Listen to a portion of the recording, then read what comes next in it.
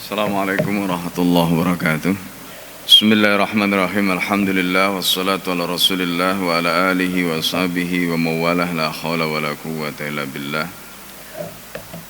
Rabbi shrah li sadri wa yassir li amri wa hlul 'uqdatam min lisani yafqahu qawli. Allahumma inna a'udzubika an adilla wa dhalla azilla wa zalla aw adlima aw udlama aw ajala yajala alayya.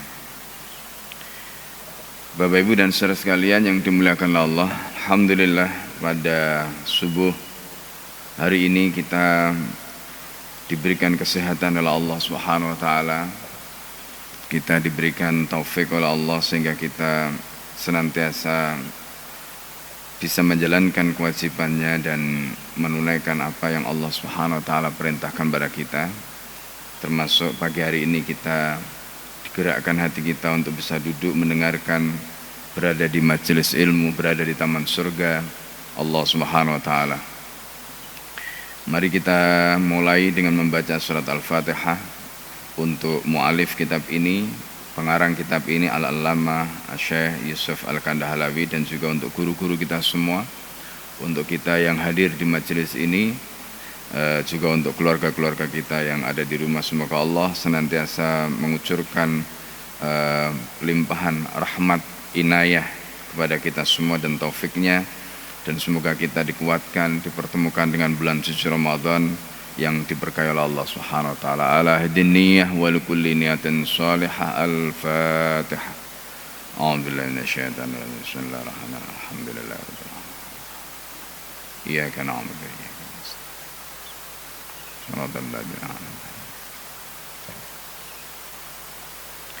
Bismillahirrahmanirrahim. Qala al-mu'allif rahimahullah nafa'ana bihi wa bi'ulumihi fid dharain.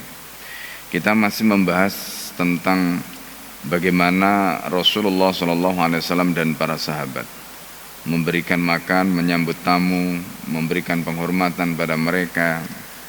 Banyak riwayat yang sudah kita pelajari, dan ini sekaligus mengajarkan kita tentang bagaimana kita bermuamalah, bagaimana kita melakukan interaksi ya dengan saudara-saudara kita. Termasuk ini penting nanti untuk Ramadan ya. Jadi bagaimana Rasulullah SAW menerima tamu-tamu dari luar kota Madinah ketika mereka datang ke Madinah. Ramadan biasanya banyak orang datang dari luar ya, mereka untuk mengikuti kegiatan di masjid kita. Bagaimana akhlak dan adab yang ditunjukkan Rasulullah SAW dalam ini ya, dan kita membayangkan Rasulullah SAW dan para sahabat di masa lalu belum seperti sekarang secara ekonomi sistemnya ya, tetapi Rasulullah mengajarkan bagaimana cara agar kita memuliakan saudara-saudara kita yang mereka hendak bertamu, mereka hendak bertemu dengan Rasulullah SAW. Riwayat yang pertama adalah riwayat yang terkait dengan it'amu Abi Barzah radhiyallahu anhu. Jadi riwayat mengenai bagaimana Abi Barzah memberikan makanan kepada janda-janda, kepada anak-anak yatim dan orang miskin. Ini riwayat yang pertama. Akhraja Ibnu Sa'ad telah mengeluarkan riwayat di dalam kitabnya Tabaqat Al-Kubra anil Hasan ibn Hakim, dari Hasan ibn Hakim an ummihi, dari ibunya, annaha, bahwa ibunya, kanat li Abi Bardah ya, di situ disebutkan kanat li Abi Bardah radhiyallahu an jafnatun min tharidin ghudwatan wa jafnatun asyiyatan. Jadi beliau itu Abi Barzah itu memiliki jafna. Jafna itu semacam tempat untuk makan ya, tempat besar untuk makan. Nah, di situ tempat yang besar untuk makan tadi itu isinya adalah min saridin. Sarid ini adalah bubur. Jadi di situ diisi bubur ya. Ghudwatan itu di waktu pagi. Kemudian wajafnatun asyiyatan, kemudian wadah besar lagi itu di waktu asyiyah, itu waktu petang. Jadi ini diisi makanan intinya. Kemudian untuk siapa makanan itu dipersiapkan oleh Abi Bardah? Kata ya, Ibnu Sa'ad di sini atau Al Hasan bin Hakim di sini, menceritakan lil aramil. Aramil itu adalah jamak ya untuk armalah. Armalah itu adalah perempuan-perempuan janda. Jadi perempuan-perempuan janda itu yang mereka tentu tidak punya suami yang bisa memberi nafkah kepada mereka. Maka perempuan-perempuan ini disediakan makannya. Siapa yang memberikan makanan kepada perempuan janda ini? Nah, tadi disebutkan di waktu pagi dan petang disediakan oleh Abi Barzah. Kemudian wal yatama, anak-anak yatim, wal masakin dan orang-orang miskin. Ini yang dilakukan oleh Abi Barzah. Kemudian di dalam riwayat yang lain, nah itu tadi terkait dengan bagaimana kebiasaan Abi Barzah. Kemudian di dalam riwayat yang lain, nah ini terkait dengan masalah bagaimana menyambut atau menghormati tamu-tamu yang tadi kita sebutkan. Datang dari luar Madinah, mereka datang ke Madinah. Nanti ada beberapa riwayat dari para sahabat radhiyallahu anhum. Di dalam riwayat ini yang pertama adalah diyafatul adyaf al-waridina fil Madinah at-Thayyibah. Jadi bagaimana menyambut tamu, menghormati tamu-tamu yang datang di Madinah. Hadis Talha ibn Amr radhiyallahu anhu fi dzalika. Ini terkait dengan hadis Talha bin Amr radhiyallahu anhu fi dzalika. Terkait dengan masalah ini. Akhraj Abu Nu'aim fil Hilya. Abu Nu'aim di dalam kitabnya Hilyatul Auliya, beliau telah mengeluarkan hadis an Talha ibn Amr dari Talha bin Amr radhiyallahu anhu qol, berkata, kana rajulu, ya, orang-orang itu idza qadima ala Nabi sallallahu alaihi wasallam, kalau mereka ingin datang kepada Nabi di Madinah. Jadi mereka ingin bertamu kepada Rasulullah sallallahu alaihi wasallam di Madinah. In kana law arifun, kalau dia itu punya arif. Arif itu kenalan, teman yang menjadi tempat, kalau orang bilang itu jujukan, tempat singgah. Ya. Jadi kalau mereka punya teman untuk tempat singgah di Madinah, maka di sini disebutkan in kana law arifun bil Madinati. Kalau mereka punya teman atau mempunyai tempat singgah di Madinah tadi, maka apa yang dilakukan? Nazala alaihi, maka dia akan singgah di rumah temannya tadi. Ya. Di situ disebutkan dengan menggunakan kata arif itu karena orang ini itu tugasnya, ya, pertama tadi dia menjadi semacam arif itu kan dari kata arafa. Arafa itu artinya mengetahui. Arif itu digunakan untuk pertama memandu, menggaet, membimbing, mengarahkan. Jadi dia yang menjamu tamu tadi, kemudian nanti mau kemana diantarkan, itu arif namanya dalam bahasa Arab. Ya, dalam riwayat tadi itu disebutkan seperti itu. Jadi kalau dia punya teman yang seperti itu di Madinah, maka dia akan singgah di rumahnya. Nanti minta diantar kemana, dia akan antar. Ya, termasuk kalau memerlukan apa-apa, maka arifnya ini, temannya ini yang nanti akan memenuhi apa menjadi hajatnya. Nah, di sini disebutkan fa idza lam yakun lahu arifun, kalau dia tidak punya kenalan, tidak punya teman, pokoknya datang dari luar, tahu di sana, ya pokoknya ada pengen ketemu Nabi di Masjid Nabawi, gitu ya. Maka kemudian nazala masabi as-suffa. Kemana dia akan singgah? Maka di sini disebutkan dia akan singgah di Suffah. Suffah itu di Masjid Nabawi itu adalah tempat yang disediakan Rasulullah. Posisinya itu ada di belakang. Jadi kalau di sini ya pintu masuk ya. Tapi kalau dari depan itu mihrab, ya berarti dia di belakang posisinya. Itu Suffah. Jadi itu tempat yang dibangun atau tempat yang disediakan oleh Nabi. Kira-kira menampung 400 orang di Suffah itu. Jadi kira-kira menampung 400 orang.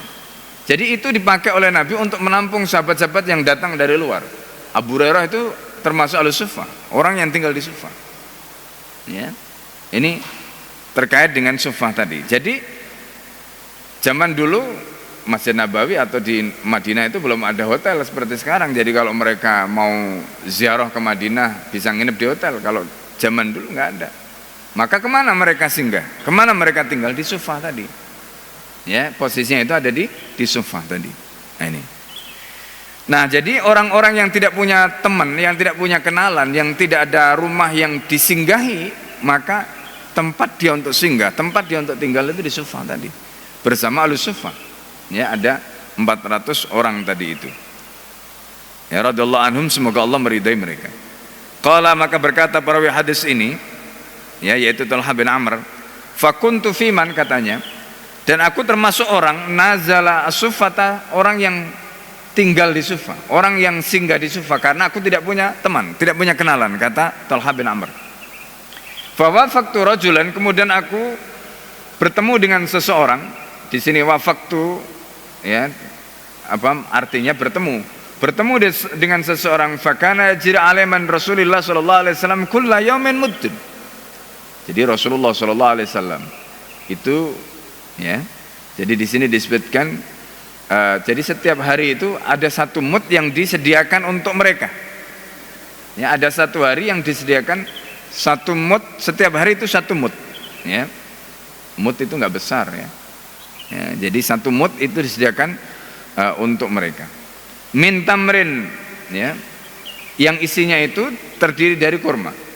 Baina rajulaini, di antara dua orang. Jadi satu mud di situ untuk dua orang, ya. Fasallama dzata yaumin minas sholati, kemudian suatu hari Nabi SAW menyampaikan salam. Fanadahu rajulun minna, kemudian salah seorang di antara kami itu memanggil, ya, memanggil, ya Rasulullah, katanya. Jadi setelah sholat, Rasulullah assalamualaikum. Kemudian di situ tiba-tiba ada orang berteriak, ya Rasulullah. Ini padahal setelah sholat, ya. Qad ahraqat tamru butunana, katanya. Kurma itu telah membakar perut kami. Apa maksudnya? Ya karena mungkin setiap hari dikasih makan kurma, ya kan. Jadi kalau orang bilang mungkin kurang nendang kali, ya. Itu, kalau kita biasanya kan makan nasi. Ya itu termasuk makanan pokok. Ya, kut orang menyebutnya. Kutul balad, ya, makanan pokok di sebuah negeri. Bisa nasi, bisa gandum, bisa apa. Itu kutul balad. Nah, ketika setiap hari tadi, beberapa hari tadi itu dikasih makan korma, maka kemudian sahabat tadi mengatakan, ahraqat tamru butunana. Korma itu telah membakar perut kami. Ini bahasa kiasan. Ya, maksudnya ya perutnya itu belum, ya, namanya usus mungkin kalau dikasih makan korma setiap hari. Ya, jadi dia butuh asupan yang lain, gitu. Kemudian wataharrakat annal khunuf, katanya. Ya, khunuf di sini itu adalah burudun shibul yamani. Jadi kain itu kain burda itu selendang kayak sorban lah begitu, ya, yang berasal dari Yaman atau buatan Yaman. Itu biasanya agak kasar. Jadi wataharrakat anna al khunuf. Jadi kain itu taharrakat itu maksudnya disobek. Ya, disobek mungkin karena perutnya masih kerucuk-kerucuk, ya kan? Perutnya tadi itu masih bergemuruh, belum kenyang gitu, karena dikasih makan kurma terus tadi itu. Qala, maka kemudian berkata perawi hadis ini, ya, yaitu Talha bin Amr tadi itu, famalan Nabi itu duduk setelah salam dari sholat, kemudian ada sahabat yang ngomong seperti itu tadi, ada tamunya yang ngomong seperti itu tadi, ya. Lalu kemudian Nabi menoleh, mengarah ke mimbarnya. Jadi posisi mihrabnya Nabi itu kan di sebelah kanan, ya. Kalau di sini posisinya di sebelah kanan, mihrabnya di sebelah kiri, ya kan? Jadi begitu Rasulullah, kan biasanya Rasulullah setelah salam kan melihat ke belakang, seperti yang kita sudah jelaskan sebelumnya. Ketika Rasulullah SAW salam kemudian melihat ke belakang, tiba-tiba ada memanggil tadi. Nah, setelah itu maka kemudian Rasulullah mengarah, famala ila mimbarihi, mengarah ke mimbarnya di sebelah kirinya. Fasa'idahu, maka Rasulullah naik di atas mimbarnya. Fahamidallah, Rasulullah memuji Allah, wa athna alaihi, dan memujanya. Summa dzakara ma laka min qaumihi, kemudian Rasulullah menyebutkan apa yang didapati dari kaumnya. Faqala, kata Rasulullah sallallahu alaihi wasallam, laqad makattu ana wa sahibi. Aku dan sahabatku, kata Nabi, itu telah makattu, maksudnya maka saya itu diam, ya, bid'ata asyar lailah, selama bid'ata asyar itu bisa kita artikan 19 malam, hampir 20.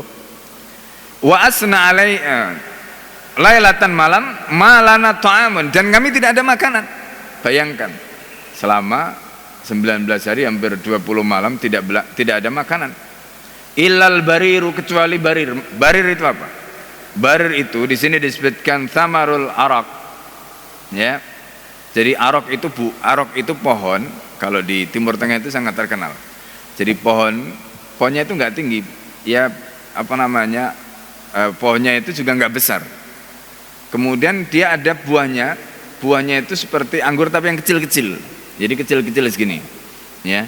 Jadi kalau daunnya itu kadang dimakan oleh daunnya itu dimakan oleh kambing biasanya, karena warnanya hijau. Jadi daunnya itu dimakan untuk kambing.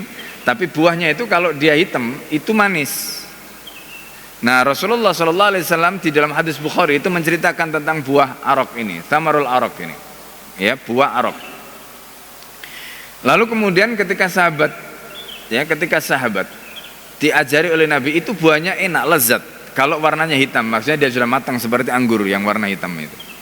Kata Nabi, kalau itu warnanya hitam itu manis, lezat, kata Nabi. Dicoba oleh sahabat. Kemudian para sahabat mengatakan, ya, sedangkan kami para penggembala kambing, ya, itu biasanya menggunakan daunnya tadi, termasuk dandanya di situ, itu untuk dimakan kambing katanya. Kalau begitu, apakah Anda, kata para sahabat itu, apakah Anda penggembala kambing kok tahu gitu? Kok tahu bahwa buah arok kemudian jadi kalau daunnya tadi itu dimakan oleh kambing, kemudian buahnya itu bisa dimakan oleh manusia dan manis, kecil-kecil gitu. Kata Nabi, ya, dan tidak ada seorang nabi kecuali dia penggembala. Nah, jadi Rasulullah memang tidak menolak kalau Rasulullah itu adalah ra'yul ghanam, ya, sebagai penggembala kambing. Dan penggembala itu bukan profesi yang hina, ya. Penggembala itu bukan profesi yang hina.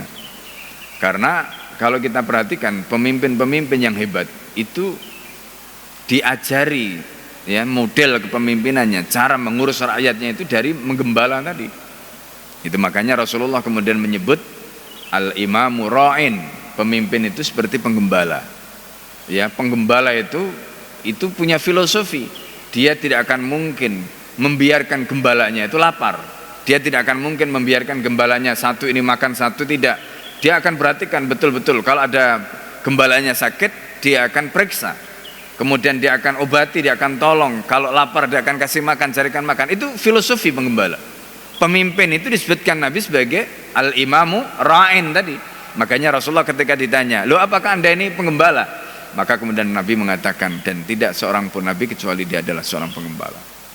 Nah, jadi ini makanya di dalam hadis juga disebutkan kata rabit itu penggembala yang profesional.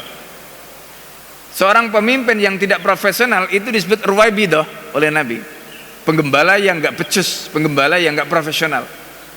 Bahasa Arabnya itu ruwaibidah, menggunakan bentuk tasghir kalau dalam bahasa ilmu nahwu itu. Ya, bentuk wazan fu'ailun. Ya, ruwaibidah. Nah, itu bentuk tasghir.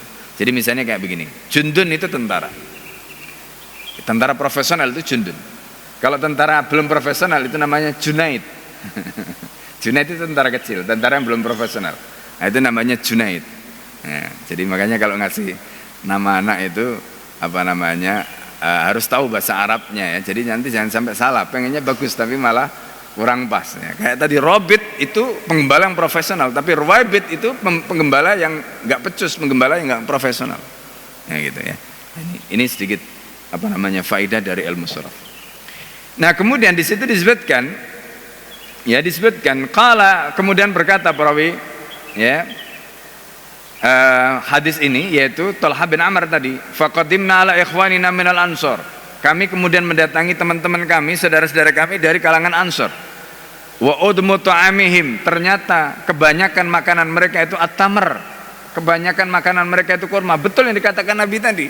Nabi kan mengatakan ana wa sahibi, aku dan sahabatku, kata Nabi, bid'ata asyara lailah, kurang lebih selama 19 hari, malana ta'amun, kami tidak punya makanan ilat tadi itu, al-barir, bahkan barir. Jadi berarti apa? Yang dimakan oleh Nabi itu adalah makanan apa? Jadi buah yang dari pohon arok tadi itu. Ya kan? Apalagi kalau kurma itu masih gede, ya. Kurma itu masih gede dan masih kenyang lah sebenarnya makan kurma itu. Ya. Nah, kemudian kalau samarul arok itu, buah arok itu kan kecil-kecil. Coba bayangkan Nabi itu tidak punya makanan, sahabat tidak punya makanan kecuali itu selama 19 hari, makanan itu. Masya Allah. Ya kan? Nah, ini yang disampaikan dalam riwayat ini. Kemudian fawasawna fihi. Ya, fawasawna fihi. Di situ disebutkan, ya, artinya mereka saling musyarakah, mereka bersama kami hidup dengan makan seperti itu. Fa wallahi, maka demi Allah, lau ajidu lakumul khubza wal lahma. Ini kata Nabi. Demi Allah, kata Nabi, kalau aku mendapati untuk kalian roti dan daging, la'at amtukum, aku akan memberi makan kalian dengan roti dan daging. Nah, ini Masya Allah, kata Nabi, kalau ada. Jadi Rasulullah SAW sebagai tuan rumah, ya, yang mendapatkan tamu-tamu tadi itu. Walakin la'allakum tudrikuna zamanan, tapi boleh jadi kalian menemukan satu zaman. Aw man adraka minkum, atau mungkin di antara kalian yang mendapati talbasuna fi misla astaril ka'bah. Jadi mereka, apa kalian itu memakai pakaian seperti Ka'bah itu, diberi pakaian, maksudnya zaman-zaman. Nah, di sini disebutkan wa yughda wa yurahu. Ya, dia bisa makan dengan enak, ya. Maka alaikum bil jifan, maka kalian wajib menyediakan pinggan-pinggan untuk diisi makanan, dan berikanlah tamu-tamu tadi itu yang membutuhkan tadi itu, hidangkanlah kepada mereka. Ini yang disampaikan Nabi sallallahu alaihi wasallam. Jadi kalau ada di antara kalian yang punya kelonggaran, silakan. Tapi kami dengan sahabat-sahabat kami terus terang sudah 19 hari ini nggak makan apa-apa, kata Rasulullah SAW. Masya Allah. Jadi ini contoh, ya, maksudnya apa ya pelajaran yang bisa kita ambil dari riwayat tadi? Orang-orang yang datang ke Madinah itu mereka ada dua tadi, ada yang punya lahu arifun walaysa lahu arif. Jadi ada yang punya teman, ada yang punya tempat singgah, dia singgah ke situ. Berarti apa? Ya makannya macam-macam. Makanya kan di dalam hadis yang lain itu kan disebutkan haknya tamu itu kan 3 hari. Ya kan, 3 hari. Di situ 3 hari itu gratis. Dia singgah, dia makan, dikasih semualah 3 hari itu. Ya, ini. Nah, kemudian kalau dia tidak punya teman, dia tidak punya kenalan di situ, kemana dia akan menginap? Kemana dia akan singgah? Di Masjid Nabawi. Di mana? Di Sufah, tempat yang disediakan oleh Rasulullah SAW tadi untuk menampung mereka. Dan ternyata jumlahnya tidak sedikit, ada 400 orang di situ yang tadi kita sudah sebutkan, kurang lebih 400 orang. Itu dari mana nafkahnya? Sebagian besar itu dari, ya, kalau ada ghanimah, ada fai', ya, termasuk kalau nanti ada hadiah macam-macam yang diberikan pada Nabi, itu diberikan untuk mereka. Itu Rasulullah SAW. Ya, jadi ini cara Nabi. Itu pun kalau tidak ada, maka Nabi seperti tadi, silahkan kalau kalian ada yang bisa, ya, mungkin punya kelapangan, punya kelonggaran, maka silahkan kalian menyediakan pinggan-pinggan untuk memberikan makan kepada mereka tadi. Nah, ini cara yang tadi kita sebutkan. Pada zaman itu sistem atau manajemen yang dicontohkan oleh Nabi itu belum seperti sekarang. Istilahnya masih, ya, berdasarkan kesadaran masing-masing. Silakan siapa yang punya ini silakan. Nah, itu yang dilakukan oleh Rasulullah SAW. Jadi gotong royong tadi itu, ya, bantu membantu di antara mereka tadi itu luar biasa. Ya, nah, ini yang terjadi, dan ini yang dilakukan oleh baginda Muhammad SAW. Jadi hadis ini dikeluarkan oleh At-Tabrani dan Al-Bazzar. Kemudian Al-Haythami mengatakan rijalul Bazzar rijalun sahih. Ya, rijalnya Bazzar artinya tokoh-tokoh yang meriwayatkan hadis ini. Menurut Al-Haythami itu adalah rijalus sahih ghaira Muhammad ibni Utsman Al-Uqaili, kecuali Muhammad bin Utsman Al-Uqaili wa wasiqatun. Ya, maksudnya rijalus sahih itu adalah rijal atau tokoh-tokoh dalam kitab sahih, apakah itu di dalam kitab Bukhari maupun Muslim. Nah, kecuali Muhammad bin Utsman Al-Uqaili, dia adalah orang yang sikoh, meskipun tidak ada di situ, tapi dia adalah orang yang sikoh. Karena itu riwayat ini sahih. Hadis ini juga dikeluarkan oleh Ibnu Jarir sebagaimana dalam kitab Kanzul Umal, tulisannya Alauddin Al-Hindi. Kemudian Imam Ahmad dalam kitab Musnadnya, dan Hakim dalam kitab Al-Mustadraknya, dan Ibnu Hibban, ya, di dalam kitab Al-Isabah. Kemudian hadis berikutnya adalah hadis Fadalah Al-Laisi radhiyallahu anhu fi dzalik, artinya masih terkait dengan masalah tadi. terkait dengan masalah bagaimana tamu-tamu yang datang dari luar Madinah ke Madinah, termasuk yang punya kenalan dan tidak tadi. Ini hadis yang hampir mirip. Wa akhrajat Tabrani an Fadalah al-Laisi radhiyallahu anhu qala qadimna ala Rasulillah sallallahu alaihi wasallam fa kana man kana lahu arifun. Jadi kami, kata Fadalah, kalau tadi kan dari Thulhah bin Amr, ini hadis dari Fadalah al-Laisi. Kami pernah datang ke Madinah untuk bertemu, untuk sowan kepada Kanjeng Nabi Muhammad sallallahu alaihi wasallam. Fa kana man lahu arifun, kalau orang yang punya kenalan, punya teman, punya tempat untuk singgah, nazala ala arifi, maka dia akan singgah di rumah temannya tadi. Wa man lam yakun lahu arifun, dan siapa yang tidak punya kenalan, tidak punya teman, tidak punya keluarga di situ, nazala sufata, maka dia akan singgah di sufa tadi. Itu yang sama seperti riwayat sebelumnya tadi. Falam yakun li arifun, nah aku termasuk orang, kata Fadalah al-Laisi, aku termasuk orang yang tidak punya, aku termasuk orang yang tidak punya teman, tidak punya kenalan, tidak punya tempat untuk singgah. Fanazaltu suffata, maka aku pun singgah di sufa. Fanadahu rajulun yaumal jum'ati, kemudian pada hari Jumat ada seseorang memanggil Nabi sallallahu alaihi wasallam. Ya. Faqala, dia berkata, ya Rasulullah. Nah, ini kalau dalam riwayat sebelumnya tadi tidak disebutkan hari Jumat, tetapi disebutkan fasallama dzata yaumin minas shalah. Jadi Nabi itu mengucapkan salam suatu hari dari sholatnya. Maksudnya salam dari sholat pada suatu hari. Harinya apa tidak disebutkan, tapi dalam riwayat Fadalah ini disebutkan harinya adalah hari Jumat. Jadi setelah sholat Jumat banyak orang, ya, setelah sholat Jumat banyak orang di situ. Lalu kemudian orang itu memanggil, ya Rasulullah, kata orang tadi, ahraqa butunana at-tamru, kurma itu telah membakar perut kami. Jadi maksudnya karena dia makan kurma terus perutnya itu mungkin bunyi, ya, atau mungkin panas dan sebagainya tadi. Faqala Rasulullah sallallahu alaihi wasallam, maka Rasulullah sallallahu alaihi wasallam bersabda. Kalau dalam riwayat yang pertama tadi, Rasulullah kemudian mala ila minbarihi fasaidahu. Rasulullah menoleh ke mimbarnya, kemudian naik di atas mimbar. Fahamidallah wa atsna alaih, memuji Allah, memujanya. Kalau dalam riwayat ini Rasulullah langsung tusyikuna anna man asya minkum. Nah, ini Rasulullah mengatakan begitu.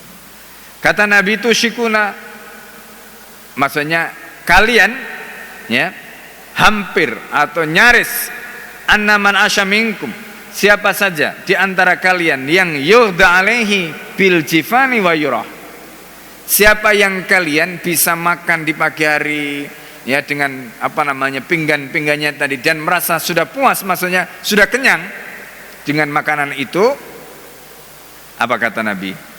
Wa taksuna kama tustarul ka'batu, kemudian kalian sudah bisa berpakaian sebagaimana Ka'bah diselimuti. Maksudnya kita ini sudah cukup kebutuhan kita. Hari itu kita sudah bisa makan kenyang, hari itu kita sudah bisa pakaian. Ya, maksudnya apa? Maksudnya silahkan kalian bersedekah, kalian berinfak, kalian jamu tamu-tamu tadi. Itu maksudnya Rasulullah. Ya. Jadi kalau kalian seperti dalam riwayat sebelumnya tadi, kalau kalian itu sudah kenyang, sudah puas makannya, sudah bisa makan di atas piring, ya, kenyang, kemudian kalian sudah bisa makan, sudah bisa memakai pakaian normal sebagaimana Ka'bah tadi itu diberi pakaian, maka silahkan berikanlah harta terbaik kalian untuk menjamu saudara-saudara kalian yang datang dari luar Madinah ini. Masya Allah. Itu seruan Rasulullah Sallallahu Alaihi Wasallam. Ya, ini seruan Rasulullah Sallallahu Alaihi Wasallam kepada para sahabat. Nah, jadi ini tadi yang Al-Fakir sampaikan di awal. Jadi bayangkan kalau misalnya nih ya, orang datang dari luar, musafir misalnya, dia datang ke sini, ya, kemudian katakanlah nanti di bulan suci Ramadan dia singgah di masjid ini, maka wajar kalau kemudian kita menyediakan makanan untuk mereka, entah itu takjil, entah itu buka puasa. Makanya kalau kita lihat di Masjidil Haram, di Masjid Nabawi, Masya Allah, kalau Ramadan waktu menjelang buka itu, di pelataran-pelataran Masjidil Haram, di dalam Masjidil Haram itu mereka sudah menggelar, ya, sudah menggelar plastik, ya, mereka menggelar plastik. Kemudian muhsinin dan muhsinat, ya, orang-orang kaya agnia itu mereka menyediakan kontainer-kontainer yang isinya apa? Paket-paket makanan siap santap. Untuk apa? Takjil dan buka. Itu yang mereka lakukan. Untuk apa? Menghormati para tamu yang datang ke Masjidil Haram, menghormati para tamu yang datang ke Masjid Nabawi.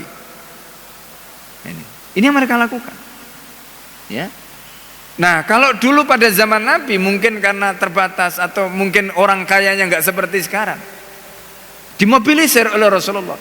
Jadi apa yang mendorong para muhsinin, muhsinat, para agniya tadi melakukan itu? Sabda Nabi tadi, ya kan? Dorongan, seruan, panggilan yang disampaikan oleh Rasulullah SAW tadi. Gitu. Jadi kalau hari ini misalnya nanti takmir mengumumkan, ya misalnya jamaah sekalian, ya misalnya siapa yang berkenan untuk ini untuk itu misalnya, ya, itu sesungguhnya bukan seruan takmir, itu sesungguhnya bukan hanya seruan DKM atau panitia katakanlah buka puasa bersama Masjid Al-Hidayah, tidak, tapi itu adalah seruan yang disampaikan Rasulullah SAW di waktu itu. Kemudian kita amalkan, kita hidupkan, kita lakukan. Ini adalah bagian dari apa? Diafatul adyaf. Dalam riwayat tadi, diafatul adyaf, menjamu para tamu. Ya, menjamu para tamu. Bahkan dalam hadis yang lain, ya man aftara shaiman, siapa yang memberi buka kepada orang yang berpuasa, maka Allah Subhanahu wa taala akan memberikan ganjaran kepada orang tadi seperti orang yang berpuasa itu, tanpa mengurangi sedikit pun ganjaran orang berpuasa tadi. Masya Allah. Jadi subhanallah. Ya, ini keutamaan yang Allah Subhanahu wa taala berikan kepada kita. Nah, jadi kita ini mumpung diberi kesempatan bertemu dengan bulan suci Ramadan. Karena Rasulullah SAW menyebutkan syahrul muwasat, bulan Ramadan itu adalah bulan muasa. Ya, syahrul mubarak. Dalam khutbahnya di dalam hadis Sahih Ibnu Khuzaimah, Rasulullah itu kan mengatakan qad adallakum syahrun adim syahrun mubarak. Ya. Jadi kalian itu dinaungi bulan yang agung, bulan yang penuh berkah. Dan itu adalah bulan Ramadan. Ya, man adda khaslatan minal khairi karena kaman adda faridatan fi masiwa, kata Nabi. Siapa yang menunaikan satu kebaikan, maka sama seperti menunaikan ibadah fardu pahalanya. Masya Allah. Ya. Wa man adda faridatan, dan siapa yang menunaikan satu kali ibadah fardu, karena kaman adda sab'ina faridatan fi masiwa, sama nilainya seperti 70 kali ibadah fardu di luar bulan suci Ramadan. Masya Allah. Itu subhanallah. Ya, jadi ini apa namanya? Sunnah-sunnah yang atau bagaimana pelajaran yang diajarkan oleh Rasulullah SAW pada kita, ya Bapak Ibu dan saudara sekalian. Nah, jadi ini ya bagaimana Rasulullah SAW mengajarkan kita muamalah, bagaimana Rasulullah memperlakukan tamu, bagaimana Rasulullah menjamu mereka, adabnya seperti apa dan seterusnya tadi. Kemudian berikutnya adalah hadis Salamah bin Aqwa radhiyallahu anhu fi dzalika. Ini masih terkait dengan tadi bagaimana menjamu tamu tadi itu. Wa akhrajal Baihaqi an Salamah bin Al-Aqwa radhiyallahu anhu. Al-Baihaqi telah mengeluarkan hadis dari Salamah bin Aqwa radhiyallahu anhu. Qala, berkata Salamah bin Aqwa, kana Rasulullah sallallahu alaihi wasallam yusalli bi ashabihi. Jadi Rasulullah ketika itu salat memimpin para sahabatnya, summa yansarifu. Kemudian setelah itu Rasulullah yansarif, maksudnya meninggalkan tempatnya. Fayaqulu, di situ menggunakan kata summa, bukan berarti kemudian setelah sholat Rasulullah langsung berdiri langsung, enggak. Kalau kata summa itu kalau dalam bahasa Arab itu atof, ya kata sambung yang maknanya itu ada jeda waktu agak panjang. Berarti apa? Rasulullah zikir dulu, Rasulullah wirid dulu, setelah selesai summa yansarifu, itu maksudnya. Jadi kalau memahami hadis nggak ngerti bahasa Arab itu masalah. Ya, akhirnya nanti Rasulullah ini riwayatnya begitu sholat langsung pergi. Padahal nggak begitu maksudnya. Nah, jadi makanya di sini pentingnya belajar bahasa Arab itu supaya kita tahu makna-makna di balik setiap huruf, karena di dalam bahasa Arab itu bahasa yang paling luar biasa, dahsyat, paling luar biasa dalam. Ya, sampai ya Imam Syafi'i itu belajar bahasa Arab 25 tahun. Gurunya Imam Syafi'i itu belajar bahasa Arab 30 tahun. Al-Hasan Asy-Syaibani itu gurunya Imam Syafi'i, itu belajar bahasa Arab sampai 30 tahun. Ya, Imam Syafi'i itu 25 tahun, padahal orang Arab. Ya, kita yang bukan orang Arab suruh belajar bahasa Arab kadang-kadang ogah-ogahan ya. Nah, ini Imam Syafi'i 25 tahun. Makanya kata Imam Syafi'i, man tabakhara fi ilmin nahwi ya, ihtada ila jami'il ulum. Jadi kalau orang itu ilmu nahwunya itu sampai seperti samudra, maka dia akan diberikan petunjuk kepada ilmu-ilmu yang lain. Nah, jadi masya Allah. Nah, ini diantara rahasianya. Nah, jadi di situ tadi disebutkan summa yansarifu, kemudian Rasulullah SAW setelah itu kemudian Rasulullah meninggalkan para sahabat tadi itu, meninggalkan masjid tadi. Fayaqulu li ashabi, lalu kemudian Rasulullah bersabda kepada para sahabatnya, liyakhud kullu rajulin biqadari ma indah. Nah ini ya, ada tamu nih di Masjid Nabawi, banyak orang di situ. Apa perintahnya Nabi? Silakan masing-masing kalian mengambil, membawa. Ini kan luar biasa ya. Jadi Rasulullah SAW tidak melakukan sentralisasi, tidak semua ditangani oleh Nabi, tidak. Rasulullah membagi, silahkan kalian yang mampu, ya misalnya ini di rumah kita ada berapa makanan atau ada berapa yang kita bisa siapkan. Ini ada berapa jamaah ini, bawa. Ada yang bisa bawa 1 orang, ada bisa bawa 2 orang, ada bisa bawa 3 orang. Silakan dibawa masing-masing. Kata Nabi, la ya'khud kullu rajulin, setiap orang silakan mengambil, silakan membawa biqadri ma indah, sesuai dengan kadar kelapangan yang dia miliki. Silakan.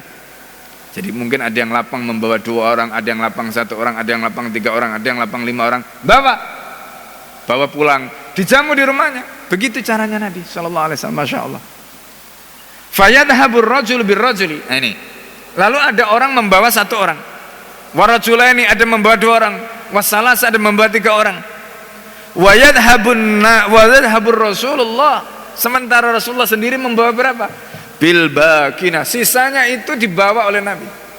Jadi Nabi, sisanya yang tidak ada yang bawa tadi dibawa oleh Nabi. Ayo, semua ikut ke rumah. Nah itu Rasulullah. Ya kan? Masya Allah. Coba bayangkan, luar biasa kan? Nah jadi apalagi di bulan Ramadan. Ramadan itu Nabi kalau sedekah, ya kalau Nabi itu sedekah di bulan Ramadan, saking senengnya malaikat Jibril turun murojaah Nabi setiap hari, maka Rasulullah SAW itu ya yatasaddaq, ya mislar reh, seperti apa? Seperti Rasulullah itu bersedekah seperti angin. Jadi nggak ngitung sedekahnya itu di bulan Ramadan. Itu yang dilakukan oleh baginda Muhammad SAW. Jadi masya Allah ya. Maka dan kita sebelumnya sudah membahas kan ya. Kenapa para sahabat itu sedekahnya itu begitu luar biasa? Karena mereka itu punya filosofi tentang rizki. Sudah selesai. Rizki itu jangan dilihat apa yang tampak. Orang itu kalau melihat rizkinya yang tampak, nggak jadi dia melakukan sesuatu. Kenapa? Karena dia mikir, waduh, ini di rekeningku tinggal segini. Kalau nanti tak pakai sedekah habis nih. Nggak jadi dia sedekah. Ya kan? Nggak jadi dia sedekah. Makanya Allah mengatakan apa? Ma indakum yanfat. Ya, ma indakum yanfat. Yang ada di tanganmu itu pasti habis. Jadi kalau kita melihat mau melakukan amal saleh karena melihat yang di tangan kita, nggak jadi. Kenapa? Karena habis. Itu kata Allah. Wa ma indallahi baq. Sementara yang di tangan Allah itu nggak pernah habis. Makanya kalau melihat rezeki, lihat ke atas, jangan melihat ke bawah. Lihat ke atas, jangan lihat ke bawah. Itu kalau kita bicara rezeki. Lihat pada Allah, jangan lihat kepada kita. Itu kalau kita bicara rezeki. Ya. Begitu caranya. Supaya apa? Kita kemudian bisa menjalankan tadi, ya bisa berinfak, bisa ini, bisa itu dan sebagainya. Dan nggak takut. Nggak takut. Ya, ini. Jadi itu penting, filosofi itu dimiliki, mindset itu dimiliki supaya kemudian kita ya seperti para sahabat tadi itu, masya Allah luar biasa. Nah jadi ini kenapa kemudian mereka itu begitu luar biasa hebatnya di dalam bersedekah tadi itu, karena mindsetnya itu udah benar. Ya mindsetnya itu benar. Nah terus pertanyaan berikutnya, gimana caranya supaya kita itu ya kita itu nggak takut ya. Kan kita disuruh melihat ke langit, tidak melihat ke bawah. Karena wa fis sama'i rizqukum dalam surat Ad-Dariyat itu. Rizkimu itu ada di langit. Wa fis sama'i rizqukum. Rizkimu di langit, maka lihat ke langit, jangan melihat ke bawah. Ya kan? Itu kata Allah yang bicara begitu, yang berfirman begitu Allah. Wa fis sama'i rizqukum, rizkimu di langit, maka lihat ke langit. Maksudnya lihatlah ke Allah, jangan melihat ke kita. Kalau kita melihat kita ya nggak punya apa-apa. Kita ini semuanya serba terbatas. Wong orang kaya yang kekayaannya sudah triliunan, kadang-kadang dia melihat uangnya triliun aja masih, lah kok cuma sekian triliun. Orang punya miliaran, kok cuma sekian miliar. Namanya orang selalu akan begitu. Ya, tapi kalau kita melihat yang di tangan Allah tadi, itu nggak pernah terbatas. Nggak ada takutnya, nggak ada khawatir. Nah, itu karena yang kita lihat adalah apa yang ada di tangan Allah Subhanahu wa taala tadi. Nah, itu penting. Jadi karena itu bagaimana caranya supaya kita nggak takut? Tanamkan akidah. Akidah tentang perkara yang gaib ini yang paling penting. Ya, rizki itu ada yang zahir, ada yang gaib. Tapi rizki yang hakiki itu sebenarnya adalah yang gaib tadi, yang di tangan Allah tadi, itu yang hakiki. Yang diberikan pada kita itu kan ada yang bisa kita lihat, ada yang nggak bisa kita lihat, tapi bisa kita rasakan. Itu rizki. Ya, makanya Ibnul Qayyim Al-Jauziyah itu di dalam kitabnya Uddatus Shabirin wa Dakhiratus Syakirin itu belum membagi nikmat. Ada nikmat itu menjadi 3 ya. Jadi ada nikmat itu yang sudah istilahnya sudah kita rasakan, udah lewat. Itu nikmat rizki yang Allah berikan pada kita. Ada nikmat yang datang dan kita sedang nikmati. Seperti kita hari ini bisa di masjid ya, duduk, alhamdulillah, masya Allah ya. Kemudian kita bisa mendengarkan, kita diberikan kesehatan. Ini nikmat. Ini juga bagian dari rezeki. Yang ketiga, itu adalah nikmat yang kita harapkan. Kita belum dapat, tapi kita berharap. Ya kan? Yang sakit pengen sembuh, ya. Yang itu nikmat-nikmat yang kita harapkan. Nah, itu 3 nikmat yang disebutkan oleh beliau.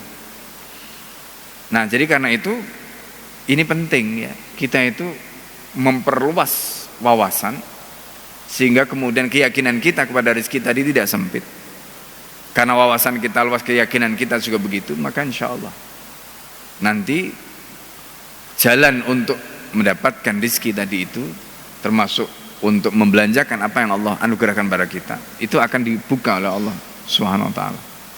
Nah, jadi itu filosofi yang perlu kita pahami, ya.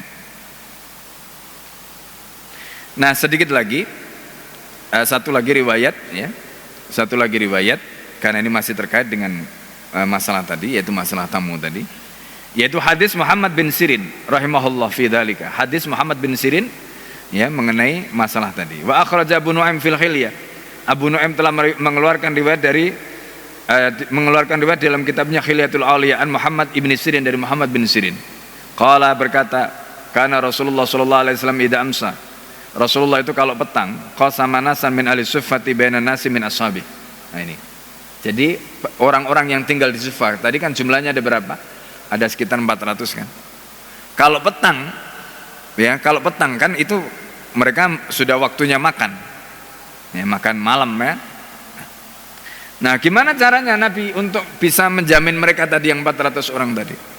Maka Rasulullah sallallahu alaihi wasallam membagi yang 400 orang tadi itu bainan nas min ashabi, di antara sahabat-sahabat ya, di antara orang-orang di kalangan sahabatnya tadi. Fa kana ar-rajulu yadabu birrajuli, ada satu orang bawa satu orang, wa rajulu yadabu birrajulaini, satu orang membawa 2 orang, wa rajulu yadabu bisalasah, satu orang membawa 3, hatta dzakara ya, sampai menyebut dalam riwayatnya itu ada yang membawa 10 orang. Satu orang membawa 10 orang. Fa kana Sa'ad ibn Ubadah. Nah, ini Masya Allah, Sa'ad ibn Ubadah radhiyallahu anhu yarji'u kulla lailah. Jadi Sa'ad bin Ubadah setiap malam dia pulang ke rumahnya ila ali bisamanina minhum yu'ayyishuhum. Jadi setiap malam dia pulang membawa 80 orang untuk diberi makan. Masya Allah. Sa'ad bin Ubadah ini adalah tokoh Khazraj, orang Ansor. Ya, Sa'ad bin Ubadah. Masya Allah. Ya, ini. Jadi luar biasa, setiap malam yang ngasih makan 80 orang, Masya Allah. Coba bayangkan, ya kan?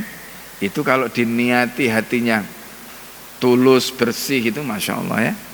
Nah, ini memang sesuatu itu berat kalau hatinya tidak bersih. Kalau hatinya bersih itu ringan, tapi kalau hatinya tidak bersih memang berat. Nah, disinilah maka pentingnya kita selalu menjaga hati kita, menjaga kebersihan hati kita, supaya kemudian melakukan amal tadi itu menjadi ringan.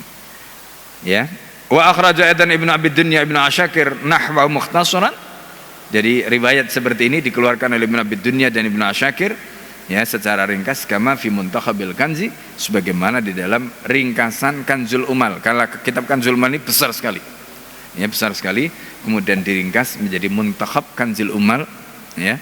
Nah, baik, wallahu a'lam bishawab. Sampai di sini ya kajian kita pada pagi hari ini. Seperti biasa, kalau ada yang ingin menyampaikan sesuatu atau pertanyaan atau apa sebelum kita tutup ya, silakan. Kalau ada, kalau tidak ada kita cukupkan sampai di sini ya. Semoga Allah Subhanahu wa taala menjadikan kajian kita pada pagi hari ini menjadi ilmu yang bermanfaat, menjadi nur yang menghidupkan hati-hati kita ya, menjadi spirit yang bisa menggerakkan jiwa-jiwa kita. Dan semoga Allah Subhanahu wa taala senantiasa memberikan kita taufiknya dan pertolongannya sehingga kita bisa istiqomah sampai akhir hayat kita. Dan semoga kita dipertemukan dengan Ramadan dalam keadaan dengan iman dan ihtisaban ya, sehingga kita mendapatkan ghufira lahu ma taqaddama min dhanbi insyaallah. Kita tutup dengan doa kafaratul majelis. Subhanakallahumma hamdika asyhadu an la ilaha illa anta astaghfiruka wa atubu ilaik. Assalamualaikum warahmatullahi wabarakatuh.